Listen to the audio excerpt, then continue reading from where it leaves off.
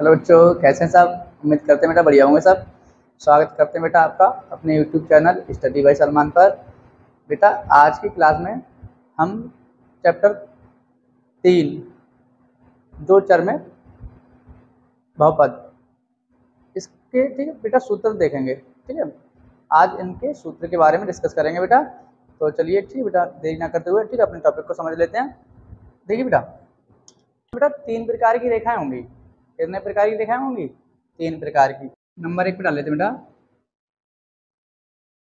प्रतिच्छेदी रेखा। प्रतिच्छेदी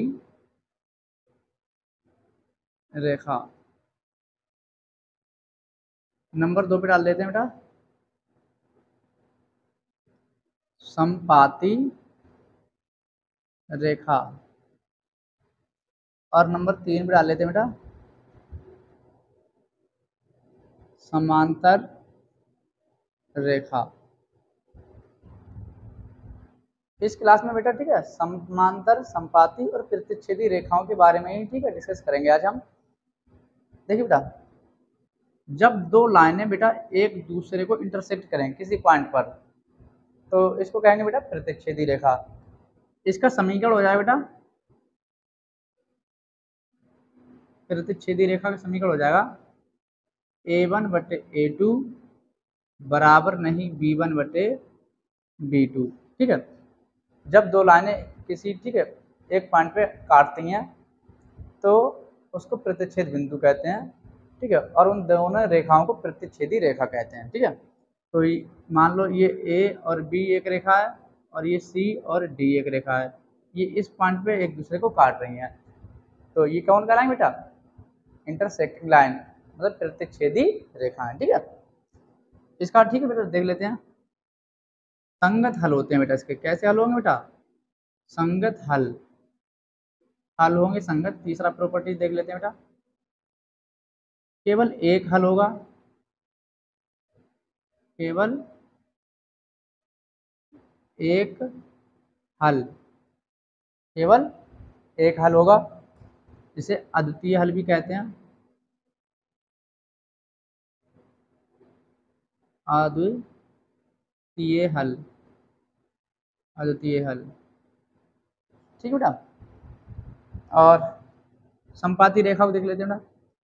संपाती रेखा, अगर एक लाइन ये बेटा ए है और ये बी है, तो इसी के ऊपर एक लाइन सी और डी गुजार दी जाए, इसी के ऊपर।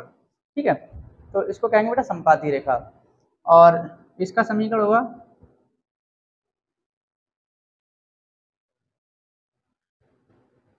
a1/a2 बराबर b1/b2 बराबर c1/c2। ठीक है, ये समीकरण हो जाएगा संपाती रेखा का।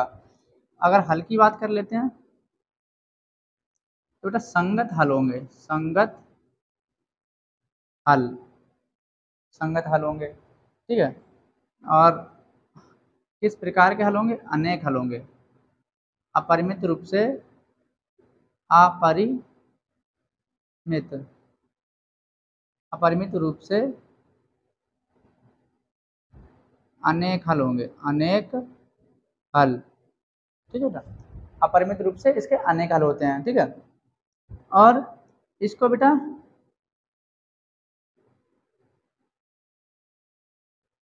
आश्रित हल भी कहते हैं। ठीक है, इसके आश्रित हल होते हैं। कैसे होते हैं? आश्रित हल होते हैं। ठीक है, कैसे होते हैं? आश्रित हल होते हैं। ठीक है, तो ये इसके ऊपर हो जाएंगे। अब बात करते हैं बेटा समांतर रेखा की। अगर बेटा एक लाइन ए बी इस तरीके से है और दूसरी लाइन बेटा सी डी इस तरीके से हो कि इन दोनों रेखाओं के बीच का गैप बराबर हो, ठीक है, तो इनको समांतर रेखा कहेंगे। सही है, और इस रेखे का फार्मूला हो जाएगा बेटा, समीकरण लिखेंगे इसके लिए, a1/a2 बराबर b1/b2 बराबर नहीं होगा बेटा c1/c2 के। ठीक है, ये इसके लिए फार्मूला हो जाएगा। अगर हल की बात कर लेते हैं तो असंगत हल होंगे। असंगत हल। ठीक है, और यहाँ पे लिखेंगे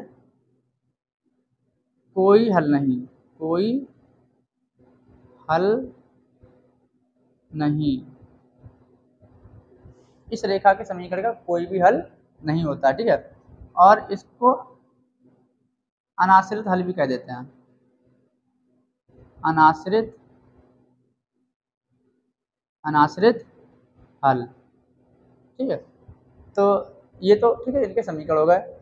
अगर हम बात करें दो चर वाले, ठीक है, रैखिक बहुपद की, तो दो चर वाले रैखिक बहुपद को लिखने का तरीका होता है ax plus B Y plus C बराबर 0, ठीक है।